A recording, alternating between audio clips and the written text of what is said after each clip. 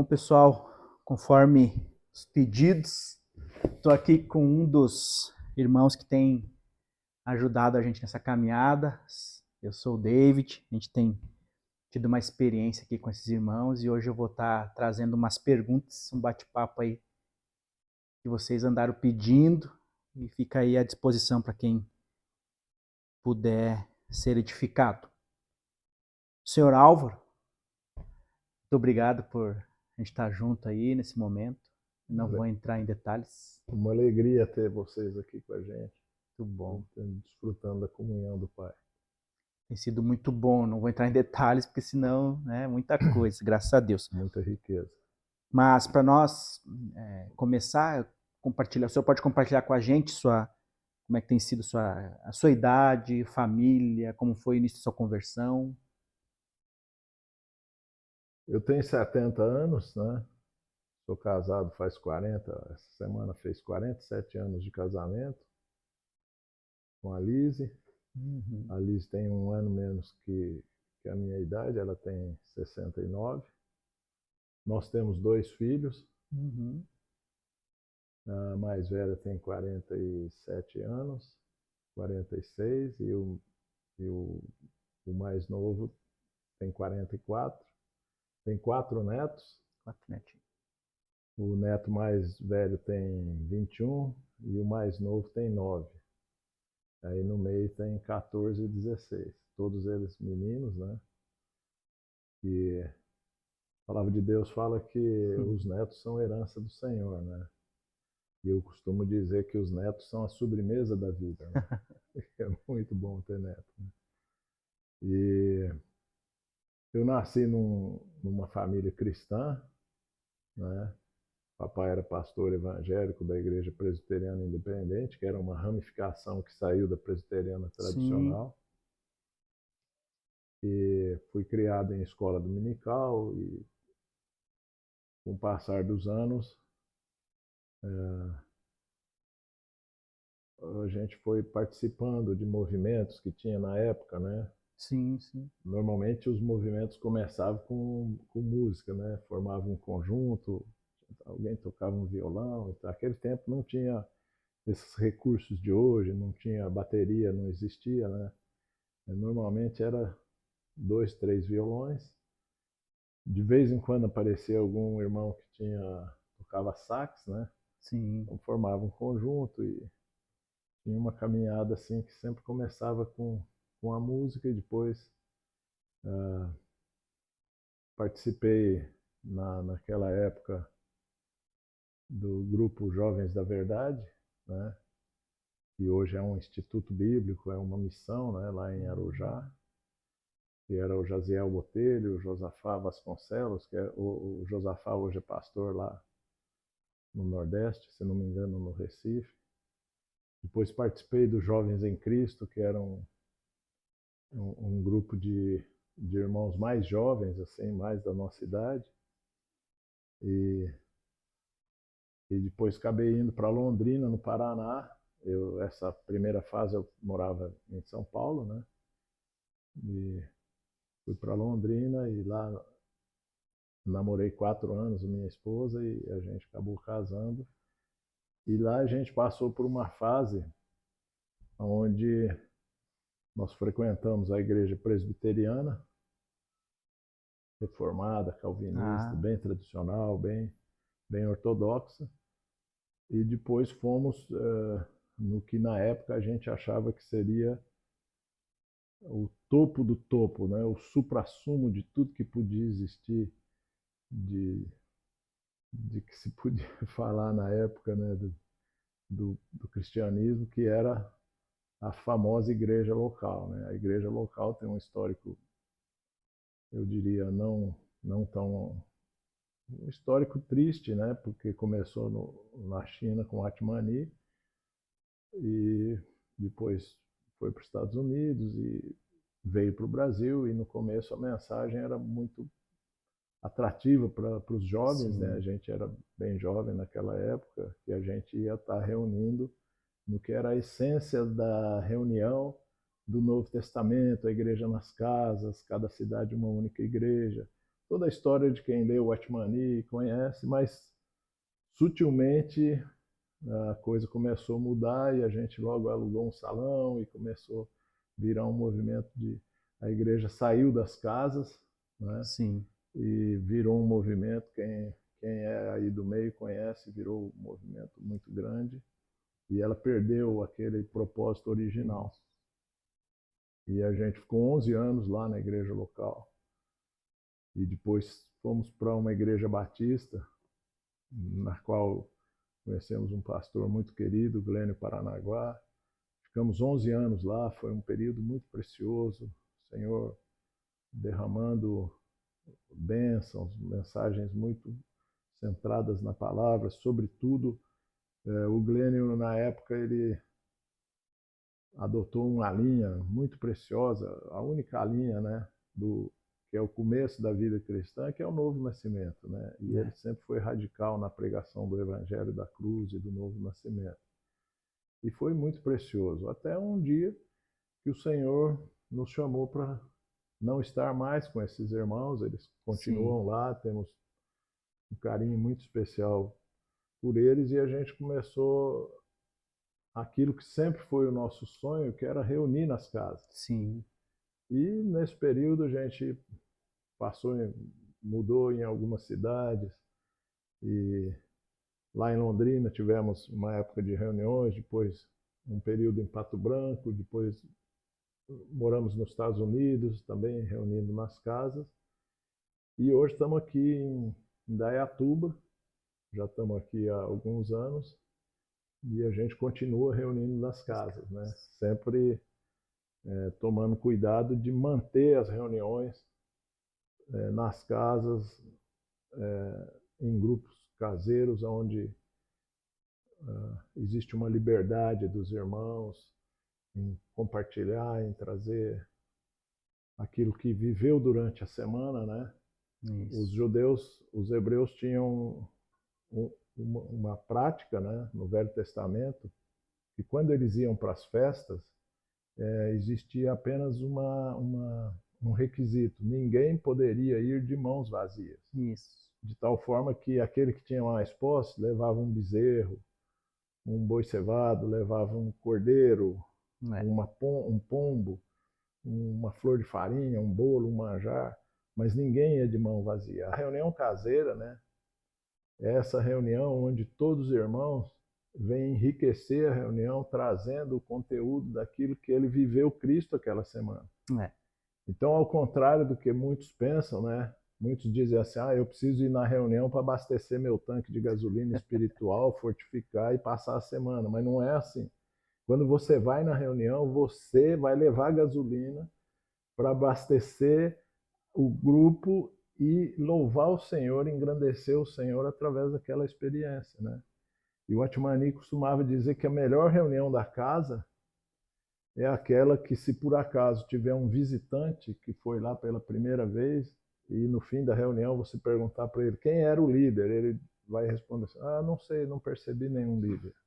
Essa seria a essência da reunião nas casas, né? E é a nossa prática até hoje, né? O senhor teve o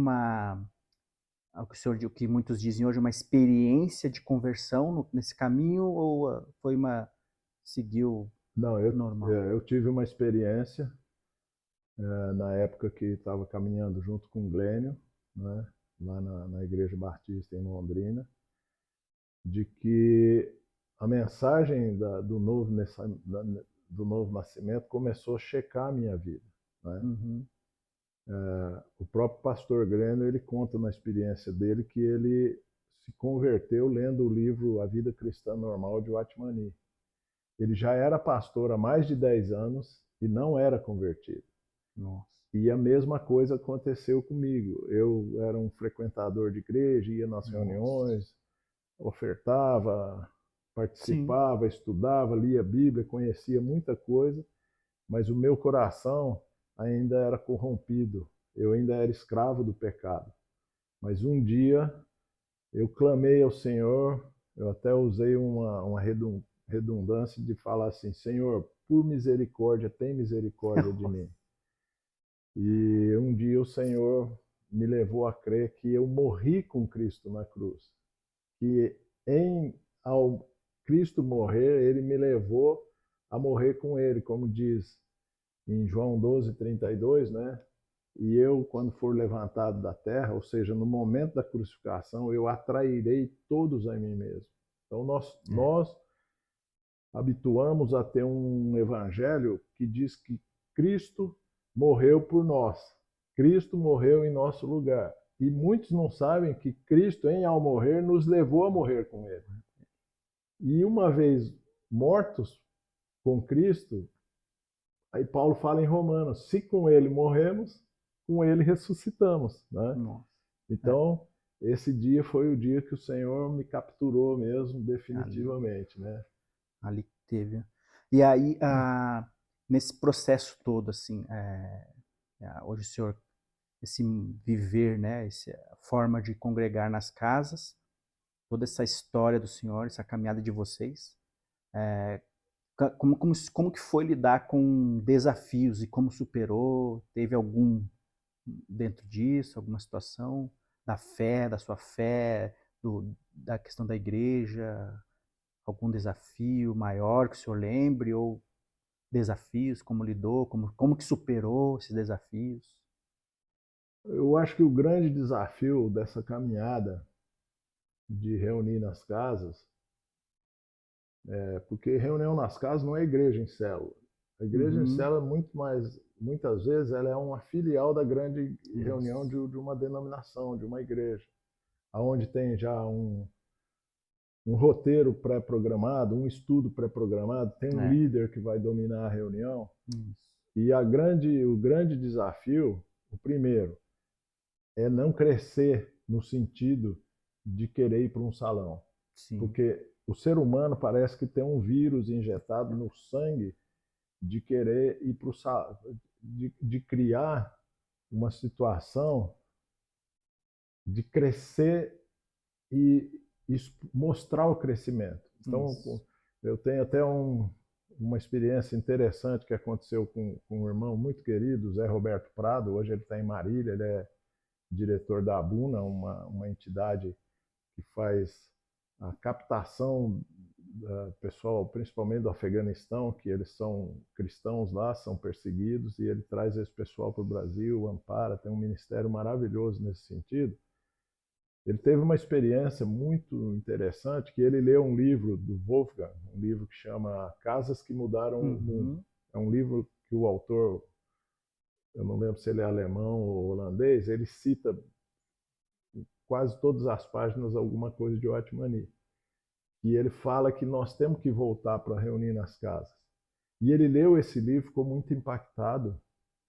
E o pai morreu, deixou uma herança muito boa. Ele pegou essa herança e decidiu ir para o Nordeste. Ele fez um estudo no IBGE, quais os estados do Brasil que tinham o maior número de cidades sem nenhuma igreja evangélica. Baseado nisso, ele mudou para João Pessoa, na Paraíba, e ele fundou uma missão, que era ele sozinho, com a família, de sair e pregar por essas cidades, principalmente na Paraíba, no Ceará, no Maranhão e no Piauí. Então ele rodava essas cidades, pregando o evangelho para as pessoas, para que eles já nascessem no evangelho, reunindo nas casas. E depois de algum tempo, os irmãos de uma cidade um dia ligaram para ele e falou: Pastor Zé, nós temos uma surpresa para você, venha para cá, a gente quer te mostrar essa surpresa. Mas o que é? Ele perguntou. Não, venha, você vai ver. E aí chegou lá, os irmãos conduziram ele até um loteamento novo, assim, e mostraram um terreno numa esquina e falaram: olha, irmão, surpresa maravilhosa. Mas o que foi? Aquele terreno ali, nós compramos aquele terreno. Nós vamos construir uma igreja. Nossa. Nesse dia, esse irmão desmoronou, ele começou a chorar. Os irmãos não entendiam o que estava acontecendo. E ele falou: mas gente, vocês não entenderam nada, nós começamos nas casas, nós temos que continuar nas casas. Então veja que as pessoas que sequer eram evangélicas já têm um conceito embutido que negócio de igreja tem que alugar um salão, construir um templo, né? E isso está arraigado. Então, esse é um desafio, você não ir para esse sistema. E o outro desafio é você não ser captado pelo sistema. O sistema religioso ele é tão nocivo e você pode verificar. Os religiosos eles andam atrás de congressos, simpósios, encontros, novidade. Vai ter uma reunião profética, vai ter isso, vai ter aquilo, vai ter. Ou então mensagens: olha, Jesus me falou que vai vir perseguição, Jesus falou comigo que tempos difíceis. Mas, gente, isso tudo já está na Bíblia. Se a gente mantiver na palavra do Senhor, nós não precisamos ir atrás de nada. Basta os irmãos, a comunhão, o dia a dia, o partir do pão. E esse é um desafio, você ficar, porque esses grandes sistemas atraem. Olha, vai vir o pregador tal, vai ter uma conferência. Não há demérito nenhum da vida, da vida e da mensagem desses pregadores, ou de alguns deles, né, que se mantém fiel à palavra, porque o sistema degenerou de tal forma que a maioria está fora, né? Mas esse também é um desafio. Ficar naquele sistema do pequeno rebanho, do 2 ou 3, onde estiverem reunidos, eu estou no meio de vós. Existe uma tentação de querer crescer e, principalmente, o grande veneno hoje é o tal do microfone. Dê um microfone, a pessoa começa a ficar famosa, sobe e aí é o começo do desastre. Tem uns que diz que é, né, o dinheiro que corrompe o homem, né? No nosso caso é o microfone. Não, o dinheiro, na verdade, mas a maior corrupção do sistema hoje é o poder, né? O poder é um fator, como diz Richard Foster naquele livro que ele escreveu, Dinheiro, Sexo e Poder, ele fala disso. O maior corruptor é o poder. E o poder está levando o evangelho para essa corrupção geral hoje, né? Poder. E como é que o senhor chega a essas compreensões e como lida com essas contrariedades que a gente enfrenta, né? Quando a gente fala que reúne, que essa forma de nós congregarmos e não irmos para esse lado, acaba gerando contrariedades, né, dos demais e também de que como é que fica a compreensão, tá se congregando por quê dessa forma? E como lida com essas contrariedades aí? O senhor teve isso? Como vê? Normalmente, o caminho é a gente fechar os ouvidos, fazer um filtro naquilo que a gente ouve. Nós não precisamos ter resposta para todas as pessoas, né? Eles realmente questionam. Os religiosos, eles nos questionam muito, né? Mas como vocês não têm um pastor? Mas como vocês partem o pão em casa? Como isso? Não tem escola dominical? As nossas reuniões, criança anda por meio da reunião e barulho de criança na reunião é bom, é saudável. Criança não pode ficar lá no quartinho sendo educada por uma pessoa que nem convertida é muitas vezes na escola dominical, né? Nossa. Paul Washer, ele fala numa das gravações dele, ele fala que ele teve todo cuidado durante a educação dos filhos dele, porque ele frequentava as igrejas, e ele dizia que muitas vezes os professores de escola dominical não conhecem o evangelho verdadeiramente. E estão lá educando os filhos, e ele diz mais, que ele pode ensinar, a pior coisa que pode ensinar para uma criança é falar para ele que ele é bom. Nossa. E ele ficar achando que ele é bom.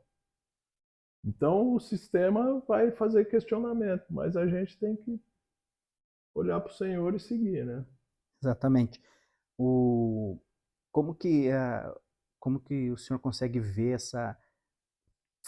de lidar com isso, né? Como a gente, por exemplo, se o senhor fosse como lidar com essa igreja institucional, né? A gente pode chamar assim as igrejas que se reúnem, dependem, tem aquele sistema de reunião.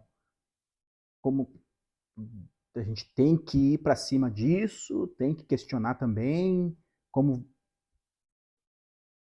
no passado, na época de igreja local, nós cometemos erros grosseiros de acusar todos os irmãos das denominações de, nós dizíamos, você é um religioso, você não será salvo. Enfim, nós acabamos virando uma religião muito mais forte do que aquelas que a gente criticava. Mas hoje, eu diria assim, depois de tantos anos, a gente vai ficando calejado e a gente acaba concluindo que o melhor caminho é seguir o Senhor e não dar ouvido, né?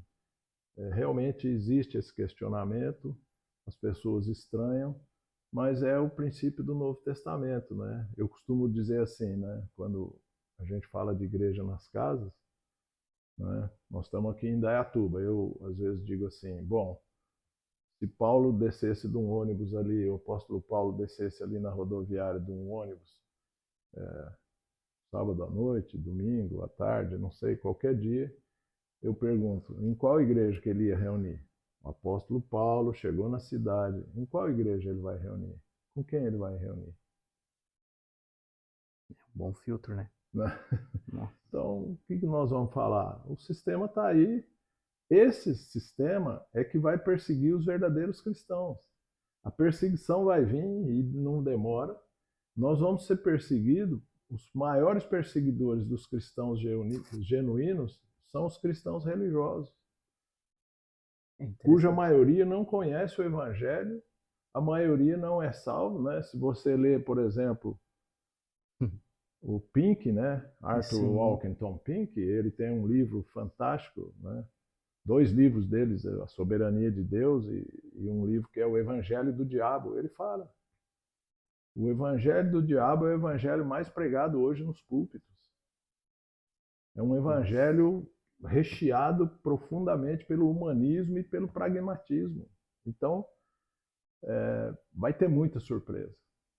É impressionante, porque, né, quem mais nos questiona e nos coloca como não, nós reunimos assim também, de que nós não fazemos parte da igreja, né? São os tipo assim, esses são os próprios cristãos, digamos assim, que nos questionam e nos tratam como não pertencentes à igreja, né? É bem isso. Isso já tem uma...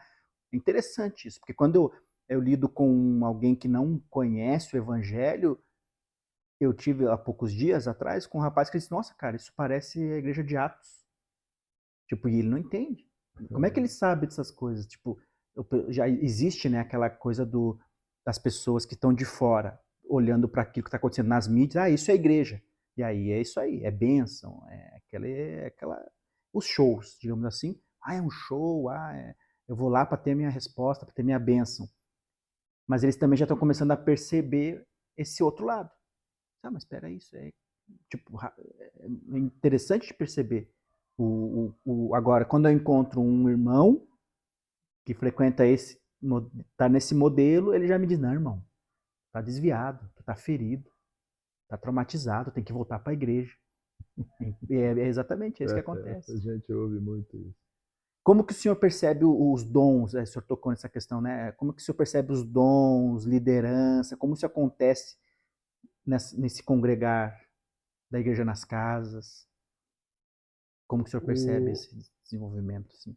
Primeiro, nós cremos piamente que o Senhor tem os dons, os irmãos têm dons, e é natural que nas reuniões das casas os dons vão sendo desenvolvidos, né?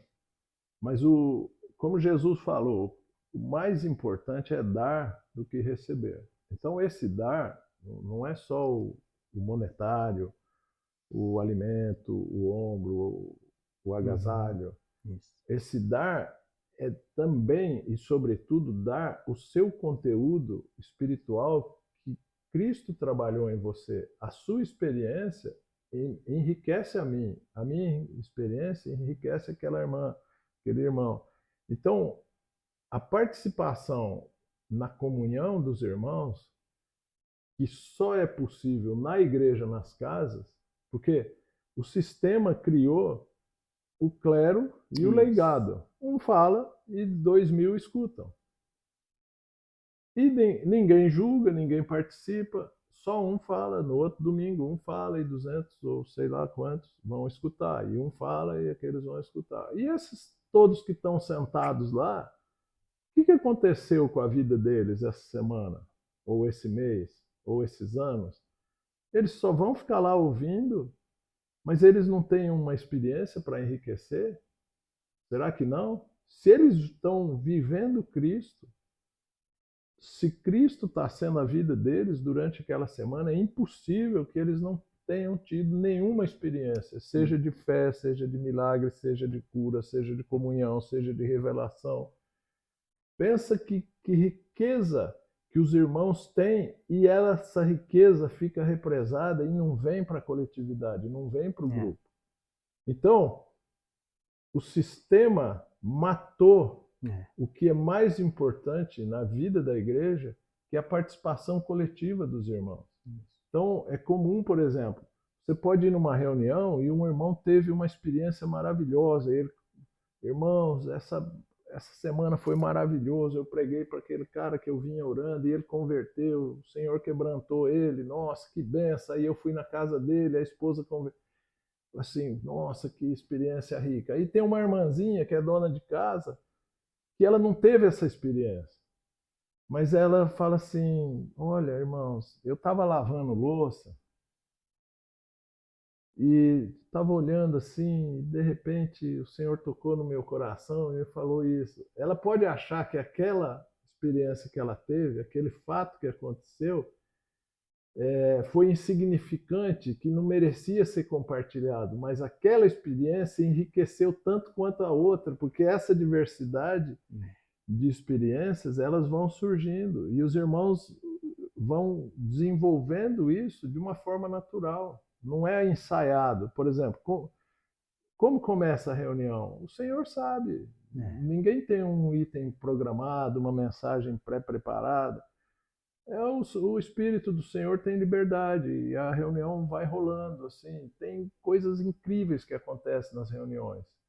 E elas só são possíveis nos pequenos grupos caseiros. O grande sistema, né, Sim. ele se corrompeu. O Paul Washer costuma falar que se você vai numa reunião, numa igreja cujo pastor não conhece o nome dos seus filhos, onde você trabalha, o nome da sua esposa, a última vez que você ficou doente, se ele não tem isso aí, ele falou, corra dessa igreja. Por quê? Porque a vida coletiva dos filhos de Deus é uma vida de repartir tudo. Tem um irmão sofrendo, os irmãos sofrem. Tem um irmão precisando de dinheiro, os irmãos cotizam e suprem. Tem um irmão desempregado, todos os dias tem situações em que alguém precisa de alguém. E essas situações só são detectadas na convivência íntima que se dá na reunião nas casas. Né? É interessante que, falando sobre essa questão é bem uma característica hoje em dia, eu sei, né, por vivência, que às vezes o líder, ele não me conheceu. Ele não sabe que eu participei da igreja dele, porque era muito grande, muitas pessoas. E hoje em dia existe essa questão uma vez nós falávamos, existia só o pastor, né? O pastor conhecia todo mundo daquela igreja. Hoje em dia, como está tudo muito grande, então hoje em dia nós temos aí igrejas mega churches, movimentos, e eles estão aí, hoje já existe, já mudou para o pastor já não é mais, aí tem o apóstolo e muitas vezes o mentor, né?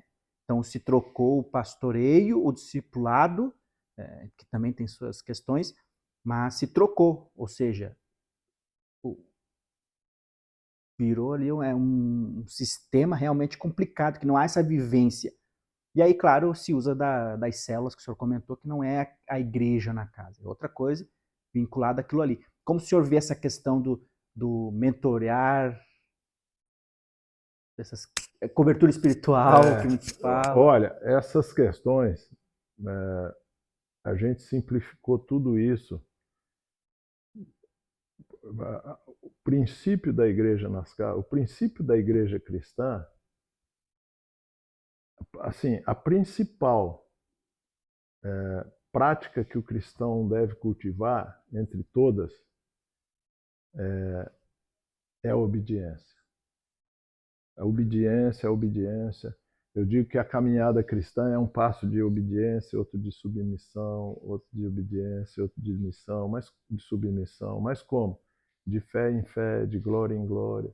O caminhar com o Senhor, ele tem que ser sempre recheado de simplicidade, de amor, de comunhão. Se não for assim, a coisa não funciona. Então, o que está acontecendo hoje nos grandes sistemas? As pessoas não se conhecem mais, está tudo massificado. Às vezes você vai num grande evento religioso e você está sentado ao lado de uma pessoa que está tendo uma determinada necessidade que você teria plenas condições de suprir a necessidade dele. Sim. Mas você não se fala. Quando muito alguém fala, olha, diga para o seu irmão ao lado, eu te amo. Diga para a sua irmã ao lado, você é importante para mim. Isso é uma coisa mais absurdamente falsa que existe. Às vezes você não está com vontade de falar, aquele irmão ao lado você mal conhece.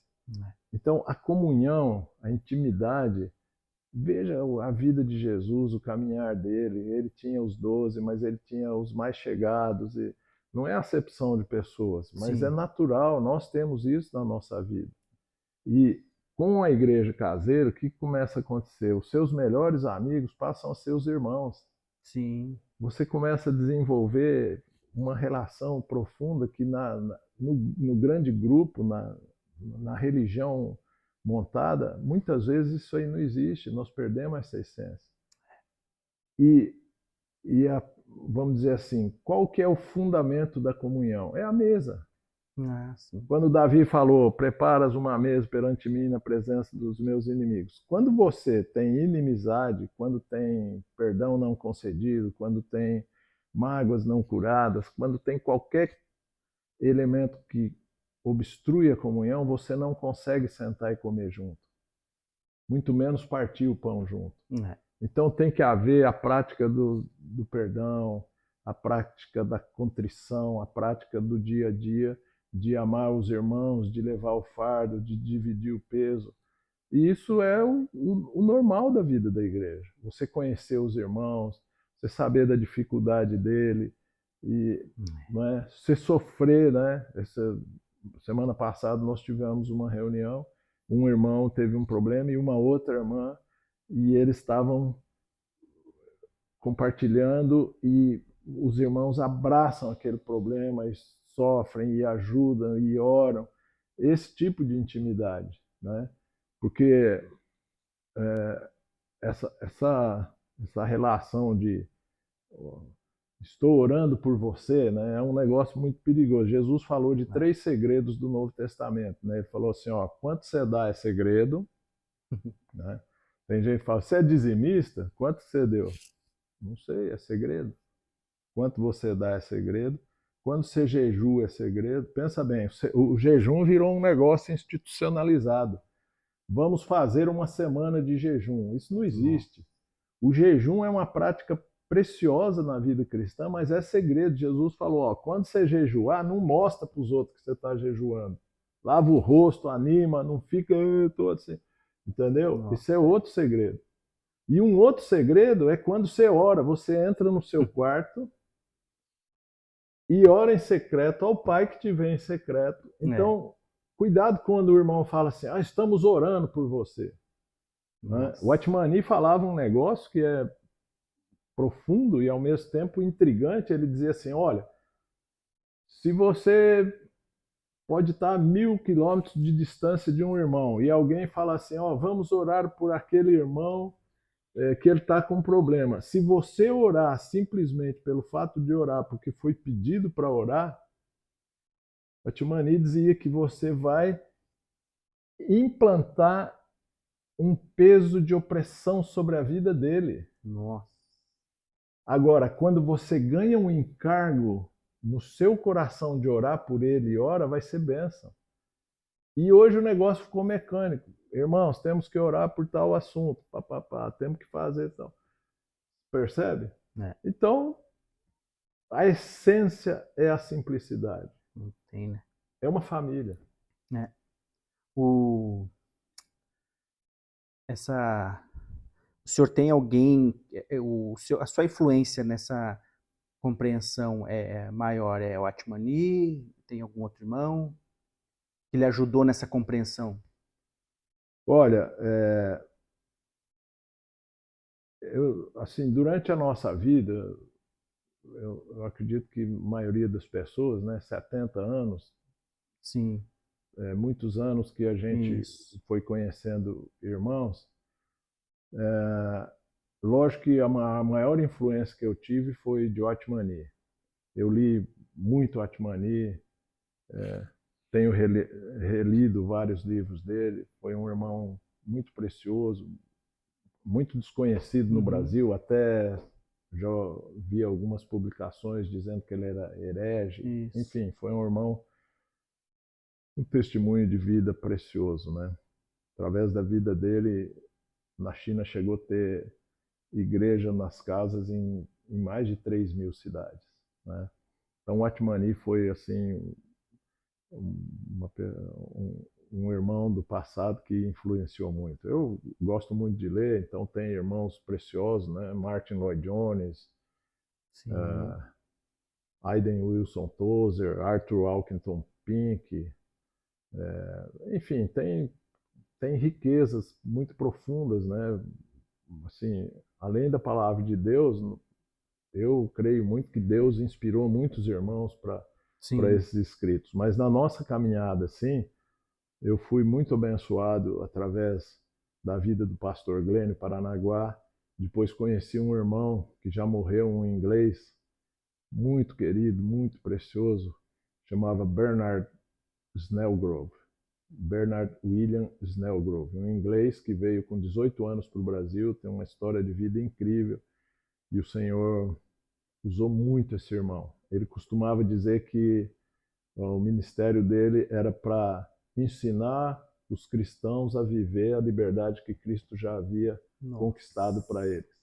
Então ele tinha um ministério de pregar para cristãos, para aqueles que já se achavam, né, sabedores de alguma coisa, mas ainda estavam vivendo debaixo da escravidão, do pecado, da religião, da opressão.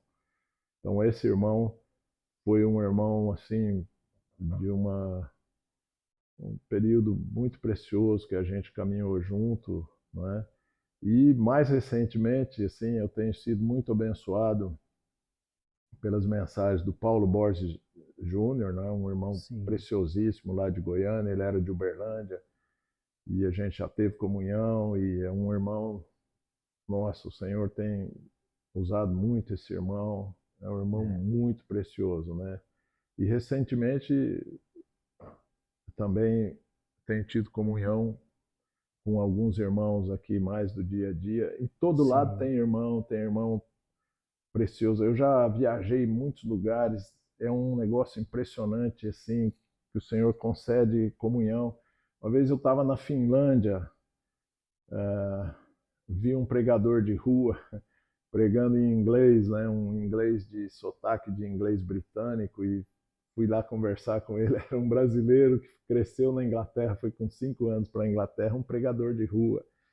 E, nossa, experiências incríveis assim, né? Nossa. E pensa bem, um dia nós vamos encontrar esse povo todo, né? Que loucura que vai ser, né? Mas a gente, o pastor Glenn costumava dizer que a pessoa que mais ensinou ele, mais influenciou a vida dele, foi um carroceiro que tinha uma carroça, num ponto de carroça em frente à igreja dele, que era analfabeto. E que foi um homem que falou as maiores profundidades da palavra de Deus, porque alguém lia um pedaço da palavra de Deus e o Senhor revelava para ele. Então, pensa bem, quantos e quantos irmãos que nós temos, e eles sempre são inspiração para nós, né? É verdade. Aí, nesse contexto, hoje em dia está acontecendo, né, essa questão. Muitas pessoas estão ficando desacreditadas, desconfiadas, feridas, traumatizadas com todos os escândalos que estão acontecendo, né? Então, alguns pendem a querer reunir nas casas, a querer sair desse meio. Como é que o senhor vê isso? O que o senhor tem? Como é que o senhor vê isso acontecendo? Tem algum conselho? Como se deve iniciar isso? O que a pessoa deve fazer? Olha, a reunião na casa, ela sempre tem que partir, uma vez que a essência dela é a simplicidade, ela tem que ser orgânica, ela tem que nascer organicamente. Você não programa. Começa a comunhão, um orando pelo outro, aí dois ou três, aí aparece mais alguém. Tem que ser algo muito orgânico. E o Senhor, ele vai enriquecendo, ele vai direcionando, ele vai abençoando, ele abre uma porta, fecha outra. Não tem como a gente programar, né? Não existe um roteiro pré-estabelecido, assim, como que vamos fazer, nós vamos começar a reunião de tal forma, porque lá em tal cidade deu certo. Não existe isso, né? O Senhor é multiforme. A igreja, Paulo falou que a igreja é um mistério, né? Quando ele falou do mistério, ele falou, estou me referindo a Cristo e à igreja. Nós não conhecemos os caminhos do Senhor, porque em todo lado tem irmãos. Sim.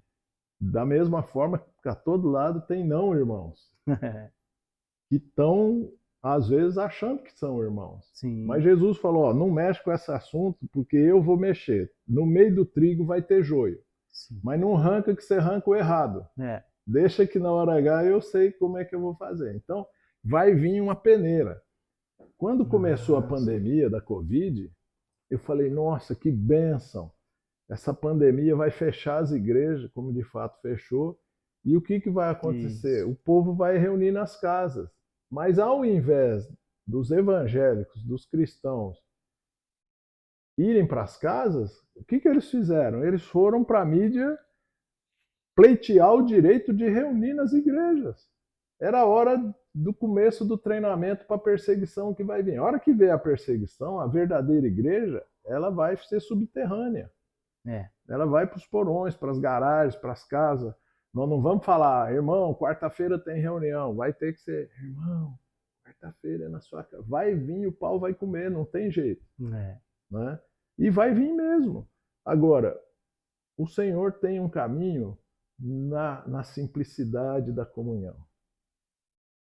Se você quiser começar a reunir nas casas, pode começar que o Senhor vai caminhando. Às vezes vai levar anos para ir aumentando. O aumento não é nenhuma preocupação, não é significativo.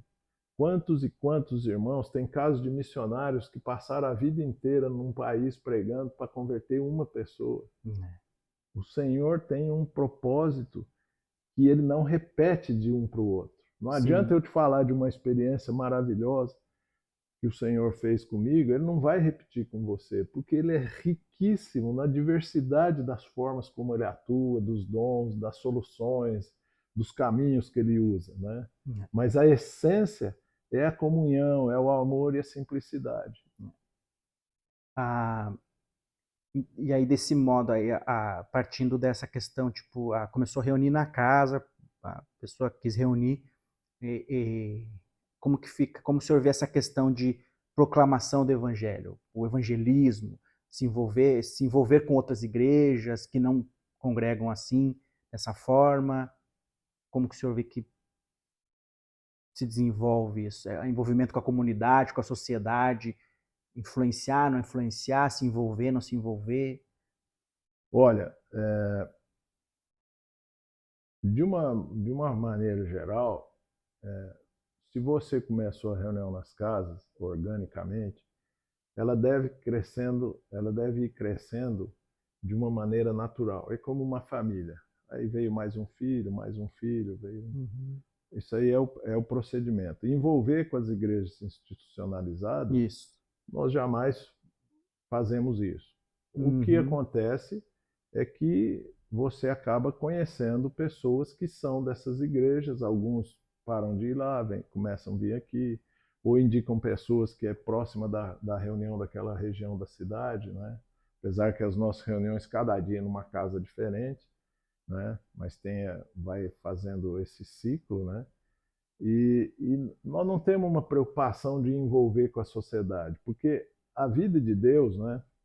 Machado, não lembro quem foi, se foi Machado de Assis, não vou lembrar agora. Fugiu. Teve um clérigo do passado, não foi Machado de Assis, ele falou o seguinte, Ele falou assim, ó, sempre pregue o evangelho. Ah, sim. Sempre. Em todas as ocasiões, toda oportunidade, a tempo e fora de tempo, sempre pregue o evangelho. Porém, somente em casos especiais, use as palavras. O que ele quis dizer com isso? Que a maior pregação do evangelho é a sua vida. Pregar o evangelho hoje é fácil, todo mundo conhece, todo mundo quer ser cristão, todo mundo acredita em Deus. E o mundo está saturado desse evangelho barato, porque todo lugar, na rádio, na televisão, no Instagram, tem gente falando do evangelho. Isso aí virou algo muito comum. Mas quando você vê a vida de Cristo sendo manifestada na vida de uma pessoa através do quê? Daquelas boas obras que Deus preparou de antemão para que nós praticássemos. Então, vão existir casos em que a pessoa vai querer Jesus, vai querer a vida de Deus, vai querer a conversão, e nunca ninguém falou com ela, mas ela viu Cristo através da vida de um irmão que viveu Cristo. Então, a prática da vida cristã, ela é... Quando Jesus falou assim, se alguém crer em mim, como diz a Escritura, do seu interior fluirão rios de água viva. O fluir é espontâneo. Uma mina não faz força para fluir. Se você olhar o olho de uma mina, essa água brota e flui de uma maneira natural. E se você chegar perto de uma mina, você não tem como não notar a existência dela. Do seu interior fluirão rios de água viva. Então esse fluir é algo que brota espontâneo. Se Cristo é a nossa vida, né? Se a igreja é o nosso viver, o nosso respirar, a prática do nosso dia a dia é Cristo. Não é? O apóstolo Paulo foi claro. Não é? Quando ele falou para os Colossenses, ele falou, gente, já que vocês ressuscitaram juntamente com Cristo, o que vocês vão fazer? Pensai nas coisas lá do alto, buscai as coisas lá do alto, onde Cristo vive, sentado à direita de Deus. E quando Cristo, que é a nossa vida, se manifestar, então a vida de Cristo ela é manifesta de uma forma natural. Não existe aquela preocupação, vamos fazer uma semana de pregação, evangelismo, isso não existe. Porque se você fizer isso aí, vai ter resultado e esse resultado vai ser igual segurar água com a mão, vai vazar. É um trabalho árduo, né? Como é que o senhor vê aí o senhor tem uma perspectiva de futuro da igreja? O senhor já comentou algumas coisas, né? Sobre o mundo não vai deixar nós continuar no futuro proclamando com tanta liberdade, né? O senhor tem alguma perspectiva de futuro da igreja? Se o senhor fosse aconselhar líderes, qual seria o conselho que o senhor daria? Olha, nenhum conselho para os líderes, né? Porque o que eu vou dizer para um líder se ele está num sistema religioso? Eu só vou dizer que o Senhor tenha misericórdia dele, mantenha ele lúcido, né? Com entendimento, com discernimento, porque o engano ele está aí de forma muito profunda. A apostasia está violenta, né? Por enquanto, a maior perseguição que nós temos no Brasil é ainda não ter perseguição, porque nós estamos com uma vida frouxa, solta, né? E a coisa vai apertar. O futuro da igreja é maravilhoso, né? O futuro, quando Jesus em Mateus falou para os discípulos dos sinais do fim, que eles ficaram assim espantados, o que Jesus falou?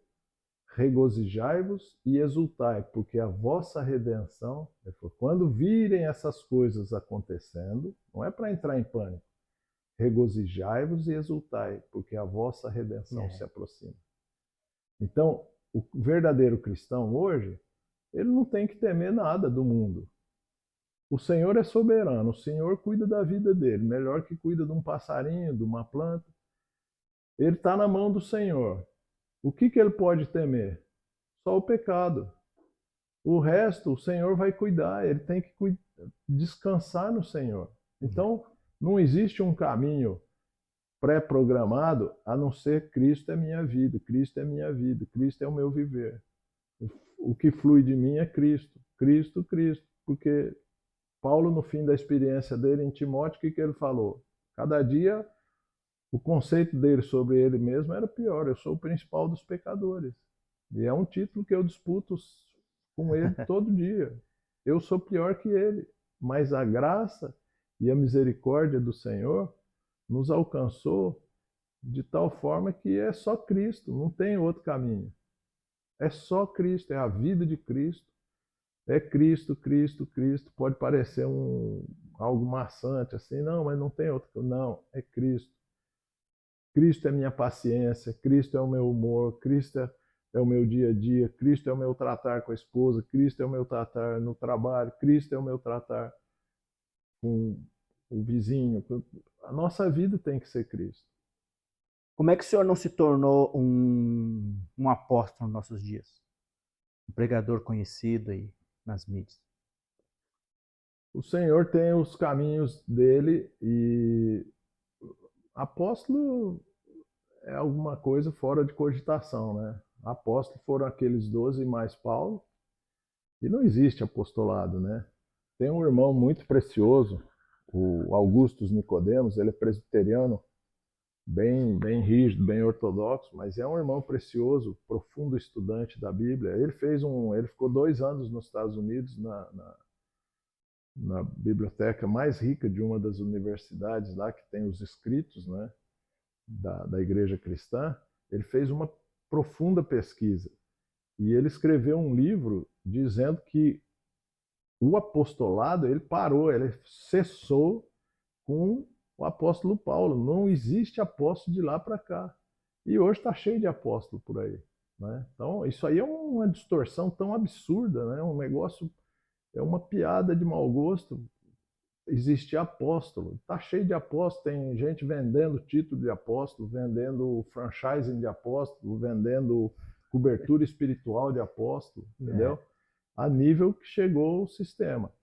Então, hoje, o grande perigo é a pessoa pegar gosto pelo microfone. Não é? Quantos líderes que caíram? Nós conhecemos na história passada e na história recente que o poder corrompe. E o Senhor tem a misericórdia de nós, né? É bem isso, né? As oportunidades aí são inúmeras. Como que a gente percebe, por exemplo, a gente começou a congregar dessa forma porque a gente teve uma compreensão diante das Escrituras e não existe. É interessante porque a gente conheceu uma missionária que vivia em lugares perseguidos que não podia ser cristão. E ela compartilhou sobre se congregar. E aí, a partir isso confirmou que eu já estava compreendendo. Então, nós falamos, não, nós vamos congregar, é isso. Começamos a perceber que esse é o mais próximo daquilo que o Senhor almeja como congregação. Né? Só que muitas pessoas, ao longo do percurso, eu vi, a gente vê hoje, elas têm medo disso. Elas têm aquele receio, não, mas eu preciso de um líder, eu preciso que alguém me ordene, que alguém me unja para eu começar uma igreja, eu não posso ir para casa, eu não posso reunir dessa forma, eu não posso ficar longe, sabe? Eles não conseguem porque é pecado, é rebeldia, é desvio, é maldição, né? Porque a gente ouviu muito isso, né? É rebelde, é desviado, não tem unção.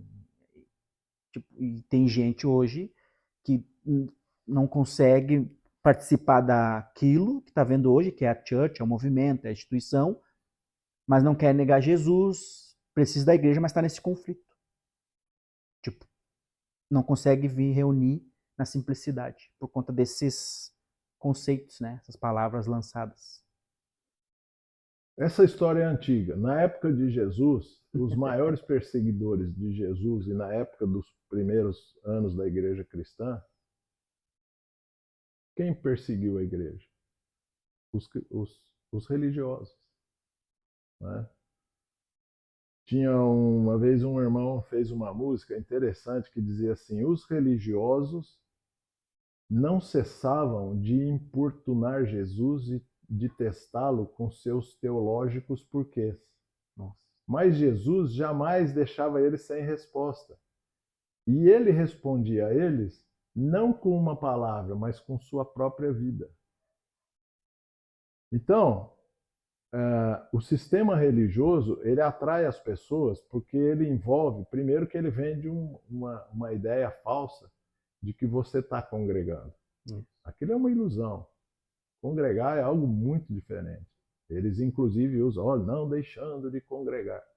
Congregar é entrelaçar, é ter comunhão. Isso não existe numa grande reunião. Mas o grande sistema, o que ele dá? É onde ele atrai. Ele dá um social, ele dá uma vida social. Suas crianças vão ser bem recebidas, o seu marido, aí tem o entretenimento, vai ter acampamento de casais, acampamento de jovens, acampamento de férias, acampamento de treinamento, não sei o quê, depois vai ter um simpósio, aí vai vir um novo pregador trazer uma mensagem, aí tem uma banda nova vai tocar, e vamos pintar a parede de uma cor diferente, enfim, esse ativismo, né? Vão fazer cesta básica, não estou dizendo que isso é errado, mas a maioria, por exemplo, é comum uma determinada religião, uma denominação, fazer um evento, vamos levar 2.000 cestas básicas lá na favela tal. Aí o que eles fazem com isso? Eles pegam e põem na mídia. O que Jesus falou? Quando a mão direita dá, a esquerda esconde. Não sabe. Então, é segredo. Né? Aconteceu um fato aqui interessante numa cidadezinha aqui perto, que um amigo meu, ele tem um parente que quando deu a tragédia lá no Rio Grande do Sul, o parente dele falou assim, olha, nós estamos montando um grupo para ir lá no Rio Grande do Sul, dar um apoio e tal, e vamos para lá para dar uma assistência e tal e tal. E foi naqueles dias em que eles estavam dizendo assim, olha, não venham mais, já tem alimento, já tem muita gente, não tem onde mais hospedar quem está vindo. Por favor, só venha se você é especialista em, você é bombeiro, é treinado em salvamento, em resgate, aí sim. Muito bem, esse grupo de uma assim chamada igreja lotou 2 ou 3 carros e foram na missão gloriosa de ajudar os gaúchos com a inundação e tal e tal. E essa pessoa que falou assim, gente, vocês não vão, vocês vão lá para atrapalhar, vocês vão, eu já não tenho onde o povo dormir, onde vocês vão dormir, onde vocês vão comer, mas não vai, não vai. Daí eles tanto brigaram que, nós vamos então. Então tá bom, vocês vão. Aí ele falou assim, agora quero ver uma coisa. Eu quero ver se vocês vão e vão voltar quietinho ou se vocês vão pôr no Instagram. O que aconteceu? Eles fizeram várias reportagens e puseram no Instagram. Estamos aqui ajudando. Então, o que acontece? Isso aí é um marketing que Jesus condenou. Quando você dá, não fala que você deu. É segredo. Você deu, é segredo. Quanto você deu, é segredo. Você entendeu? Eventualmente alguém pode ficar. Agora, eles, além de não ser segredo, eles fazem propaganda daquilo. Então, o que Jesus falou? Lembra da oração do fariseu? Que, Senhor, eu te agradeço que eu não sou pecador como esses homens. O que Jesus falou? Esse aí já ganhou o galardão dele. Entendeu? Sim. Então, quando você dá e não é segredo, acabou o valor. Para Deus não teve valor nenhum. Você deu 0. Eu dei 1 milhão, mas contei. Então, né? Então o sistema vai ser sempre assim, né? Ele não tem mais retorno. Muito bom, muito bacana.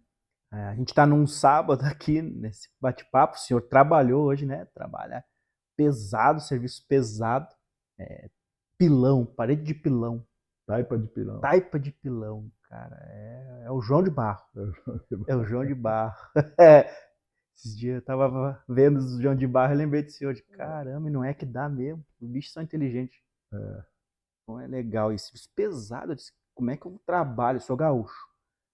Serra Gaúcho. Como é que eu vou trabalhar debaixo de sol de 40 graus com aquilo ali? Cara, Põe o chapéu, né?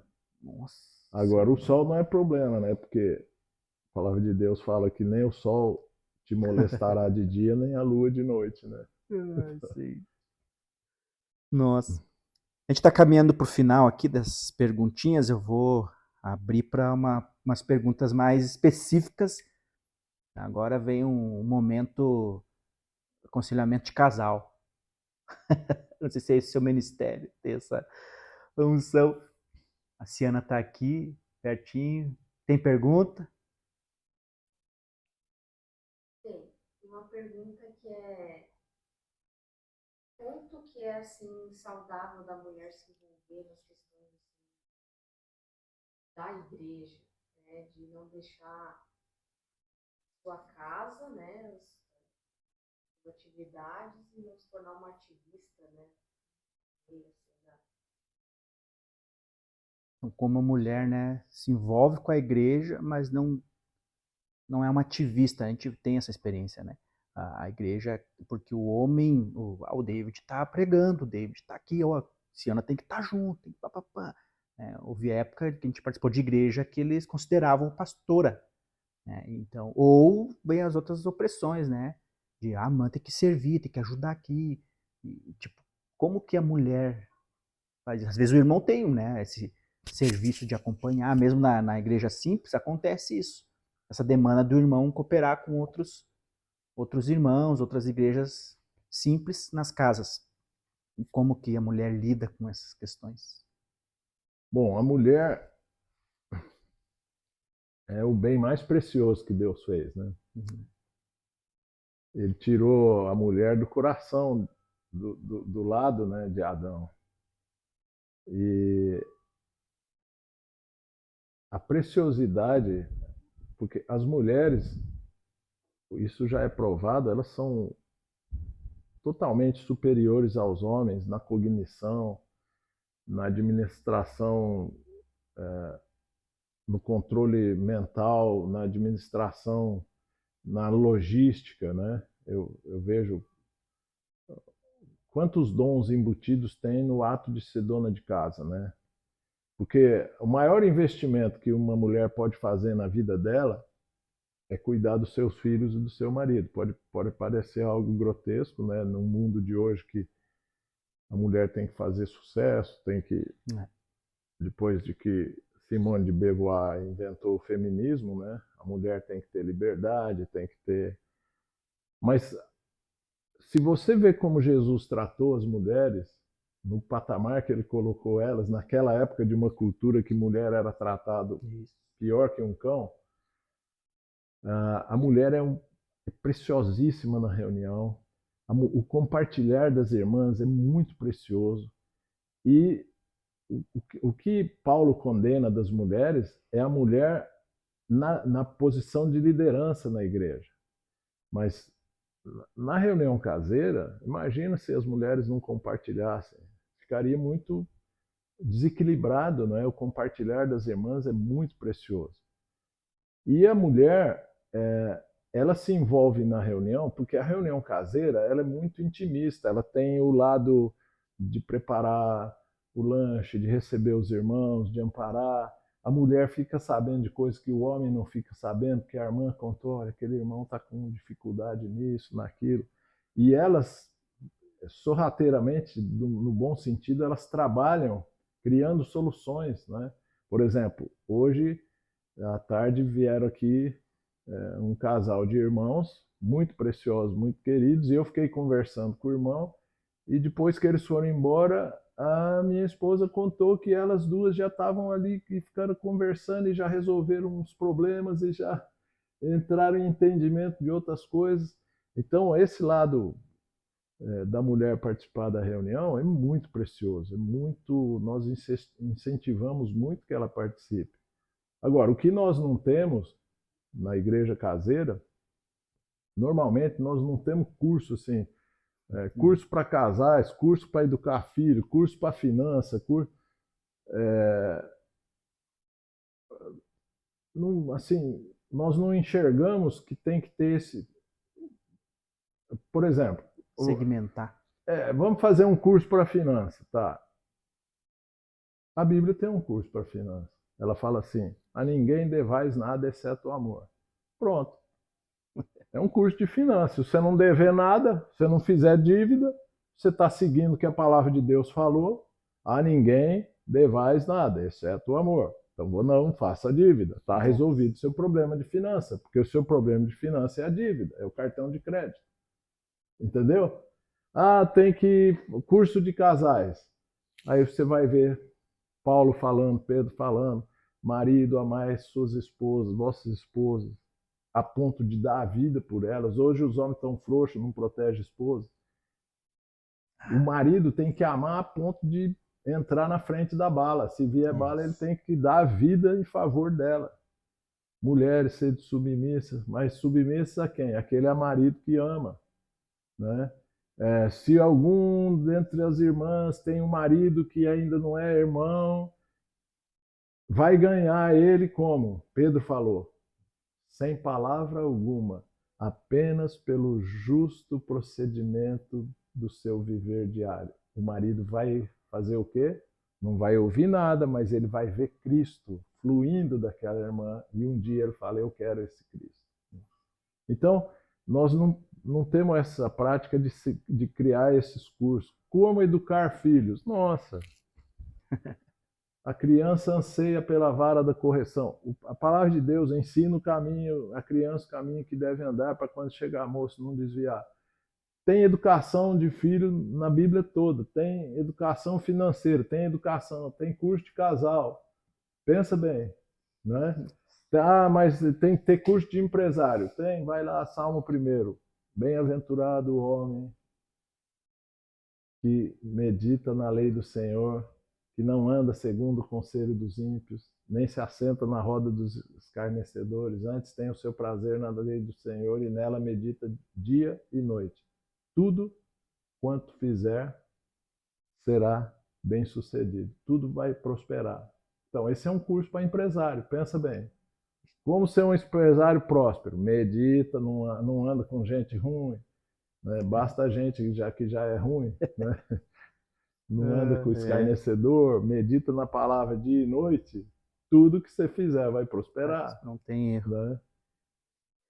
É complicado, né? Porque a gente quer saber dos 5 passos para a vitória. Mas daí o senhor vem com a raiz da coisa de amar, de meditar na lei dia e noite. É complicado. Outra pergunta? Nesse contexto de igreja na casa, como tem essa liberdade, muito atrelada, algumas mulheres vêm e trazem questões, às vezes, que estão tendo problemas com uma conduta de marido, alguma coisa assim. Como nesse contexto aqui de igreja na casa, como que a gente faz isso quando a mulher vem e traz esses problemas que o marido vem tendo? Como que se trata isso? É bem próximo, né? Então acontece, dos pecados eles aparecem mais. Isso a gente já teve experiência de pessoas que não suportam e elas vão embora, porque elas não. Como que lida com essa disciplina, ou se tem, e até essa questão interessante, uma mulher vem e traz que o marido está tratando mal, um caso às vezes de adultério, como lidar nessa questão que a mulher trouxe, vamos supor que a irmã falou para a Ciana que o marido dela está tendo essas questões, como que lida com isso? Você tem... Olha, o assunto num caso como esse, no momento da reunião, normalmente ele não é tratado, mas a reunião não é algo fixo que todo mundo chega no mesmo horário e vai embora no mesmo horário. Uhum. Os irmãos chegam antes, tem comunhão, aí tem Sim. toda a reunião, aí os irmãos ficam tendo comunhão, e mesmo no dia que não tem reunião, existe a comunhão. Então, esses assuntos acabam sendo trazidos para os irmãos colocarem diante de Deus em oração, e nos casos em que existe a necessidade de uma intervenção prática, né, dos irmãos, essas são feitas. Se houver, por exemplo, agressão, teve um caso, aliás, teve 2 casos de irmãos que reúnem nas casas em que o marido que não reunia e a mulher ia, às vezes não ia, porque o marido não deixava, e o marido bateu na esposa. E daí um irmão foi lá e, assim, um caso extremo, né? Não estou dizendo que deve ser feito assim, mas o irmão foi lá e agarrou no colarinho do marido e falou assim: eu vou bater em você agora porque você bateu na minha irmã. E juntou ele para bater, aí ele começou a chorar e pediu misericórdia e acabou convertendo ao Senhor numa atitude assim, de ele foi impactado pelo testemunho de um irmão que não tinha nada a ver com ele, mas que tomou as dores da irmã. Sim. Você está batendo na minha irmã. Claro, é Essa quase. minha irmã é da minha família. Sim. Porque é irmã em Cristo. Então perceba assim a intimidade que virou o negócio. Nossa. E o cara sentiu, e o outro irmão era bom de briga, ele sentiu que ele ia apanhar feio mesmo, e ia, entendeu? Então, lógico, esse é um caso muito extremo, mas existe todo um procedimento de disciplina, como a Bíblia ensina, os casos têm que ser tratados, Satanás está solto e o pecado está aí, e tem todo tipo de caso assim. Mas de uma maneira geral, eles são tratados logo no começo por causa da intimidade. Num grande grupo, às vezes a pessoa sofre anos a fio sem ter coragem de contar. Não é? Mas no pequeno grupo, fica nítido, porque você reúne toda semana com uma pessoa, aí chega uma semana, a irmã chega com uma carinha diferente. Sim. No pequeno grupo, você percebe. É. No grupo grande, ninguém sabe da cara do outro. E aí percebe, irmã, o que está acontecendo? Não, não é nada, não. Mas irmã, abre o coração. Aí as coisas acabam vindo à tona. E é hora do Senhor agir tratando do pecado, né? Porque nós somos absolutamente imperfeitos. Se não é a vida do Senhor, o que nos resta? Não é? Dentro dessa questão, como que vê a situação do... Eu não vou entrar só pro lado da mulher ou do homem. Por exemplo, a minha esposa não quer frequentar a igreja que eu frequento. Não quer congregar como eu estou querendo congregar. Ou pode ser o homem, a irmã, a gente tem casos de irmã que quer congregar numa igreja, o marido dela não quer, ou quer congregar na simplicidade, o marido não quer. Como que lida com essas coisas? Então eu vou na igreja que a minha esposa quer ir. Ela quer ir lá naquela lá, que é a church, o movimento, eu vou com ela lá. Porque ela não quer frequentar na igreja simples. A Bíblia fala que a vida do casal tem que ser vivida com entendimento. Então, o entendimento, e o gozado é que no texto que fala que a vida do casal, a relação entre marido e mulher tem que ser vivida com entendimento, é num momento em que o contexto é de práticas afetivas, sexuais entre o casal. Mas ela expande para qualquer área da vida do casal. Tem que haver entendimento. Porque se um é cristão, o outro não, o Senhor vai trabalhar. Né? O apóstolo Paulo falou que o marido não crente é santificado pela vida da esposa crente. O Senhor tem um caminho. Quantos casos de conversões que acontecem, às vezes leva anos e acaba acontecendo.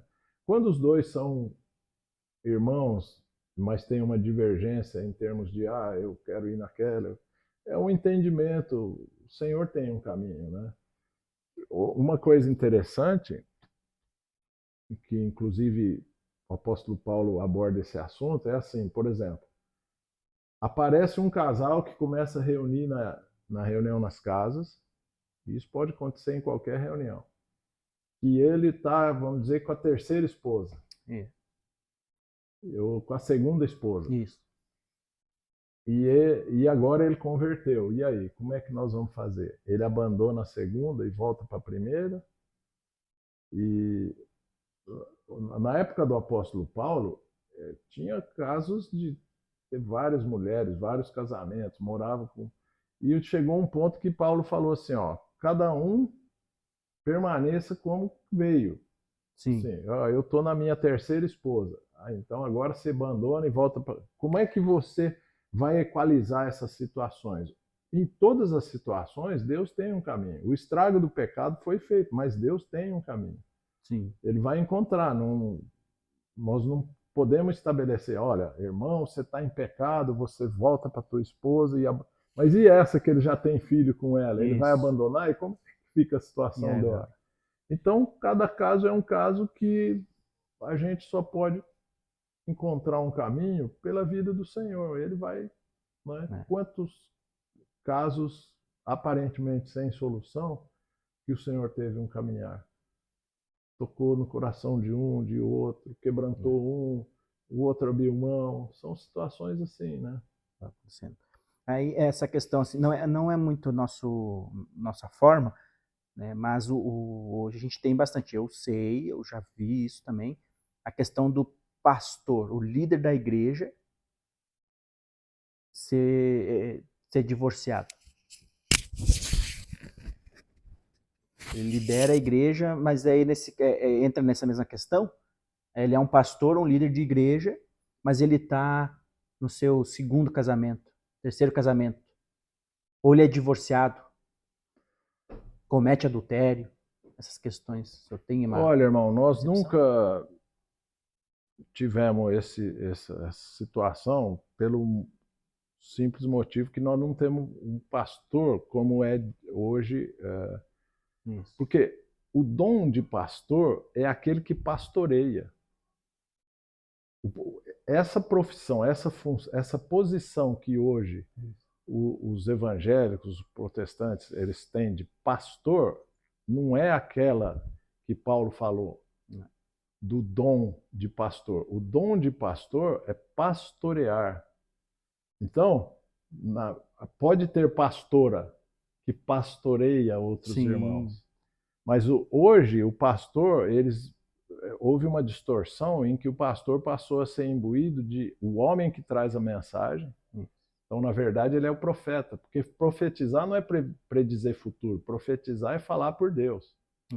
Né? Então, tem o mestre, tem o profeta, tem o pastor tem o evangelista. O pastor é aquele que ele vai pastorear, ele cuida, ele conhece na intimidade, ele vai na casa, ele vai no serviço, ele vai ajudar a trocar o pneu do carro, ele vai apartar uma briga de casal, ele pastoreia. Isso que existe hoje não é pastor.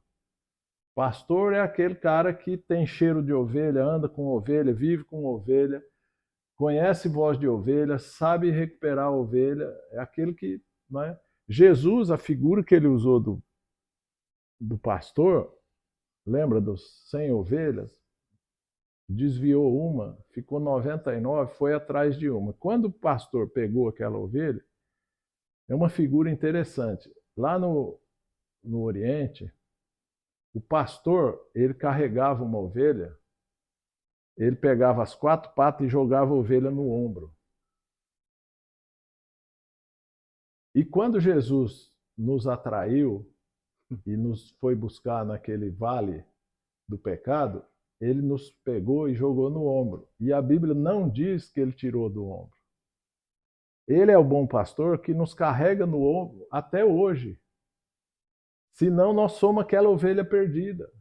Nós somos dependentes desse ombro. Ele nos carrega e não largou. Então, imagina a intimidade de um pastor com as suas ovelhas. Então, essa função de pastor, muitos irmãos têm. Cuida de irmãos. Muitas vezes a gente não fica sabendo. Vai ficar sabendo lá na frente. Às vezes tem caso, olha, há 3, 4 anos atrás aconteceu isso, um irmão foi lá e me ajudou, ninguém sabia. Né? Casos assim. Então, a função pastor divorciado, nas reuniões vem irmãos que apartou, divorciou, está no segundo casamento, mas o Senhor vai ter um caminho. Então, nesse ponto, a igreja, nas casas, não tem esse peso de, nós temos um pastor que é divorciado. Mas ele é um irmão comum entre os outros, não existe esse pastor. Né? É por causa que a questão aqui nas cartas a Timóteo, Paulo fala sobre essa questão, né? O presbítero tem que ser homem de uma mulher só. Ele dá os pré-requisitos, não dado ao vinho, né? E aí, que cuida bem dos filhos. Né? Isso. Porque o apóstolo Paulo falou, quem almeja o episcopado, excelente obra almeja, né? E quando ele falou para Timóteo, ele deu as diretrizes daqueles irmãos que querem estar, que foram chamados pelo Senhor para estar na liderança, eles têm que ter uns pré-requisitos, né? Ele não tem aquela função de um líder de mão de ferro sobre o rebanho, mas ele pastoreia o rebanho, né? Então ele cuida do rebanho. E o exemplo dele, a casa dele, os filhos dele, a família dele, tem que ser, né, marido de uma só mulher, não dado ao vinho, né? Muita gente pensa que o congregar simples nas casas não tem esses dons, né? É aí que tá. A diferença é isso, que na prática é aquilo que Cristo falou, ninguém é maior entre nós, né? Mas existem os dons que é mencionado ali nas cartas, como isso acontece. Há reconhecimento, tanto é que o líder pode ser expulso se ele comete um erro que não vem arrepender. Não, quando o pastor tem que ter pré-requisito, é mais ou menos assim. Você está com um problema e eu tenho um problema e eu vou te pastorear. E você pode virar e falar para mim assim, ué, mas você não resolveu o seu problema, como você quer vir resolver o meu problema? Entendeu? Então, por exemplo, quem já foi, vamos dizer, o cara que já foi ladrão, e ele vai pregar para um ladrão, ele tem uma moral que eu já fui o que você é, mas Cristo me libertou. Cristo hoje é minha vida. Pela graça de Deus sou o que sou hoje através da obra de Cristo. Claro. Agora, se vai um que nunca foi do crime pregar, não tem o mesmo peso do que esse. Então, por exemplo, se o Senhor regenerou uma área da sua vida, quando você for pastorear um irmão que está vivendo aquele problema, claro, né, você vai ter assim, a vivência e a autoridade para dizer assim, olha, eu tinha esse problema que você tem e Jesus me restaurou. Cristo é minha vida, Cristo me regenerou, me livrou, me curou, me levantou, me edificou. E o mesmo vai acontecer com você. Né? Muito bacana. Vamos encerrando por aqui, porque sábado, tarde da noite, Dona Lise e Senhora Lise já está no seu descanso, já né? Tá lá. Que legal, muito dormindo. Bom. Não vou me demorar aqui nas palavras, porque a gente tem testemunhado da vida de vocês e tem sido maravilhoso, um presente do Senhor para nós aqui. Então, na intimidade aqui a gente tem falado e vamos continuar falando, né? Da importância de vocês na nossa vida, como tem sido bom. E para encerrar aqui, vou deixar o senhor aí colocar alguma conselho, alguma questão. Tem um fato interessante que o senhor comentou sobre o homem do arroz lá, que resume muito bem e acaba também nos confrontando, né, no viver de como ser um cristão, discípulo de Jesus, né? É verdade, é uma história impressionante. Mas o que eu queria deixar de palavras assim para os irmãos que estão ouvindo o que vocês têm que levar em consideração é não dar ouvidos às palavras que eu disse. O que vocês têm que ouvir é o Espírito do Senhor no seu coração. O que confirmou, o que bateu, o que o Senhor falou? Ele falou alguma coisa? É isso que vocês têm que ouvir. As ovelhas conhecem a voz do pastor. Quando vocês nasceram de novo, o Espírito de Deus, Paulo fala em Coríntios 15:45, ele fala assim, o primeiro Adão se tornou alma vivente, mas o último Adão, que é Cristo, se tornou o Espírito vivificante, o Espírito que dá a vida. O Espírito Santo habita no interior de cada irmão regenerado, que foi comprado pelo sangue do Cordeiro. E ele fala com você o dia todo. O problema é se você está ouvindo ou não. Ele fala em todas as questões. Vai por aqui, vai por ali, com esse sim, com esse não, agora sim, agora não. Mas na nossa rebeldia, muitas vezes nós não queremos ouvir. Nós fingimos que não ouvimos. Pode observar na sua vida todas as coisas, os erros grosseiros que cometeu, as decisões mal tomadas, as situações que você enroscou. Pode lembrar que minutos antes ele falou: não, filho, não faz isso. Você foi lá e fez. Escuta a voz do Senhor. Ele o dia todo está falando. A habitação de Cristo no Espírito é permanente. O Espírito do Senhor habita no seu espírito. Você tem um ser espiritual habitando em você, que é o próprio Senhor. Então, a vida de Deus é uma vida de comunhão. Se você é cristão e você não tem comunhão, você está vivendo uma vida, ou você não é cristão, ou você não nasceu de novo, ou você não entendeu a essência do Evangelho. A vida de Deus é a vida de comunhão com o Senhor. O meu sonho de consumo é ter um dia na minha vida que eu passo o dia inteiro em comunhão pensando no Senhor. Porque eu tenho momentos de comunhão, eu gosto desses momentos, o Senhor é rico, mas quando eu vou para o trabalho, quando eu vejo, eu já estou pensando no trabalho, nas coisas do dia a dia, nos problemas para resolver. Aí eu tenho que voltar para ouvir o meu espírito, voltar para ouvir o Senhor. E às vezes quando a gente, nossa, tem dia que eu entro na correria, quando é de tarde eu estou voltando do trabalho, falo, nossa, esse dia eu passei o dia todo, né? Então, os momentos que nós temos de tempo com o Senhor, de comunhão na palavra, eles são preciosos, mas eles têm que ser, à medida do dia a dia, do possível, ser estendidos para a gente estar sempre. Quando Paulo falou assim, orai sem cessar, Paulo era louco, ele mandou a gente trabalhar, e como é que nós vamos trabalhar se nós vamos ficando orando sem cessar? Né? Surgiu aí, uns tempos atrás, uma distorção de que tinha que ter 24 horas de oração. Isso não existe. O apóstolo Paulo falou que nós temos que trabalhar e viver a vida comum do lar, do dia a dia, do trabalho, mas ao mesmo tempo ele falou orai sem cessar. Por quê? A nossa vida é uma vida de espírito, de espírito de oração, clima de oração, tendo comunhão com o Senhor e ouvindo o Senhor.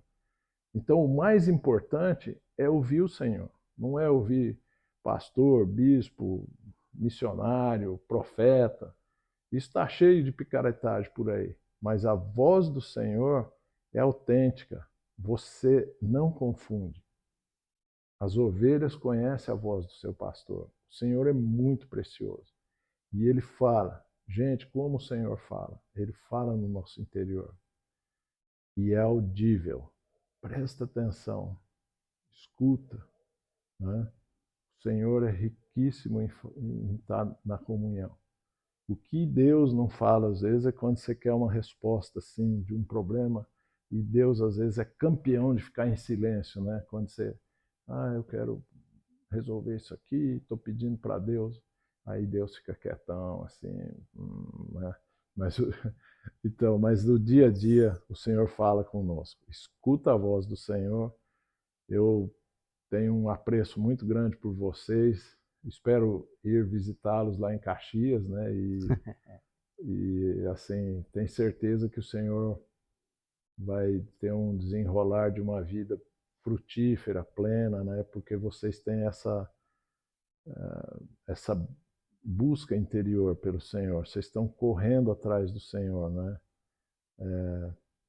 Nós queremos ser um povo que satisfaz o coração de Deus, que procura a vontade do Senhor, né? Que corra atrás do Senhor, né?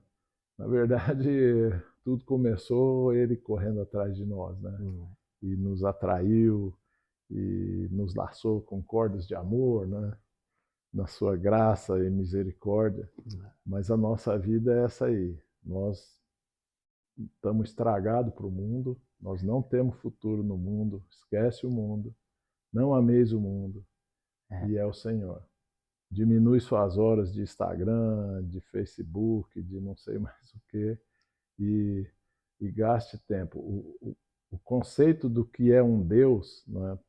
O conceito, vamos dizer, filosófico do que é Deus para uma pessoa, Deus é aquele ser, ou aquela entidade, ou aquele objeto, ou aquela atividade à qual você dedica mais tempo. Então, poderia dizer assim, bom, então o meu Deus é o trabalho, porque a maior parte do dia eu estou trabalhando. Mas o meu coração, ele tem uma escolha. Eu posso estar trabalhando, mas com o coração em Deus. Então, o nosso Deus é aquele a quem nós dedicamos mais tempo, mais do nosso coração. Então, o Senhor quer esses meninos. O Senhor tem um povo, sempre tem um remanescente. E ele não falha, né? A promessa, ele vai voltar e vai ser glorioso. Exultai e regozijai, porque a vossa redenção se aproxima. Graças a Deus. Obrigado, senhor Álvaro. Foi uma bênção ter vocês aqui. Um beijo para todos. Bom. Muito bom.